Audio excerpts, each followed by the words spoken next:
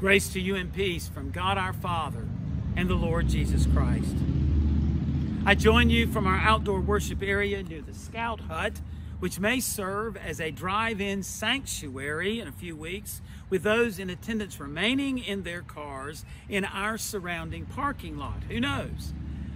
But until then, this morning we continue sharing our announcements with joys and concerns in a video separate from the sermon, in an effort to provide our audio-visual material in briefer segments.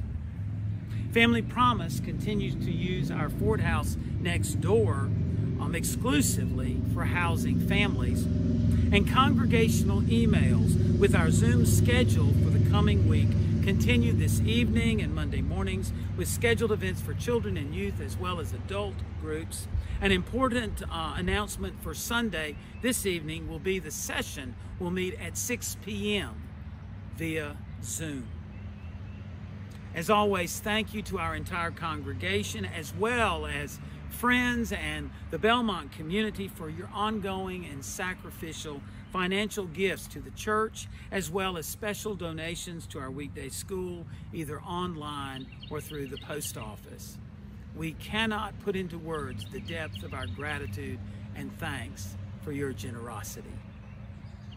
The grab-and-go area off the church's main entrance Circle Drive continues to display prayer sheets of joys and concerns, face mask orders for those requesting them from our sewing ministry team, current copies of The Upper Room in These Days, as well as a seashell with jigsaw puzzles for children to put together depicting our resurrection stained glass window in the sanctuary.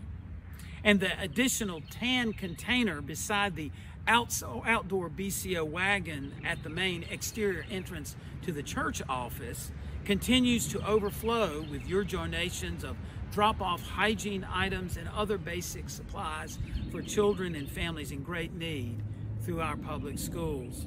Thank you as well to everyone who has contributed items to the BCO upon our restoration of receiving those gifts last week. Thank you to all who come by and place them in the outdoor BCO wagon when you are by the church. And I do want you to notice the rosebud that I'm lifting up right here, which announces the birth of our newest child, Billy K. Dixon, daughter of Jimmy and Allison Dixon, and granddaughter of Trudy and Earl Dixon, and little sister of Olivia Dixon. We welcome this newest child into the life of our church. Please continue to remember all those in need of special prayers. Especially, I lift up to you John and Marianne Sigmund in the death of their 2-month-old granddaughter, Katie Sigmund. Henry and Beth Howe and their family in the death of Henry's nephew, Trip Kimbrough. Whit and Michelle Sanders and their family in the death of Michelle's niece, Deidre Gurr. The family of Francis Martin Armstrong. The family of Evelyn Cameron.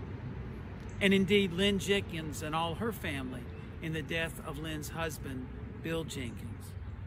We also remember Trudy and Earl Dixon, still permanent residents of Hampstead, North Carolina, and Libba Steele in hospice care at Covenant Village. We also remember those who are home from the hospital and continuing to recover from particular circumstances and situations: Allison Banson, Mary Benton, Kim Biggs, Claire Blaylock, Catherine Boyder, Ashley Bruce, Jack Crane, Carter Frady, Tony Frame, Ray Grant, George Hall, Bob Nauheimer, Michaela Owen, Dorothy Presley, Lily Reagan, and Lynette Stallings. And those in the hospital: Jeff Glantz, my high school classmate at Duke Medical Center in Durham, Carolyn Talbert, Karen Neal's sister in Atlanta, and Lynn McCurley, Jennifer Cheshire's mother at Accordius in Gastonia. And we are always mindful of those connected to our church in public safety: Alan Buchanan, Will Gulledge, Tom Hall, and Brian Huffstickler, as well as those active in military service: Graham Otten, Javin and Alan Head, Taylor Ryan Brown, Brady Johnson, Conrad Kaufman, Rob Lane, Tyler Lemons, Rick Long, Patrick Sachs, Brandon Shorter, and Francis Ann Spivey.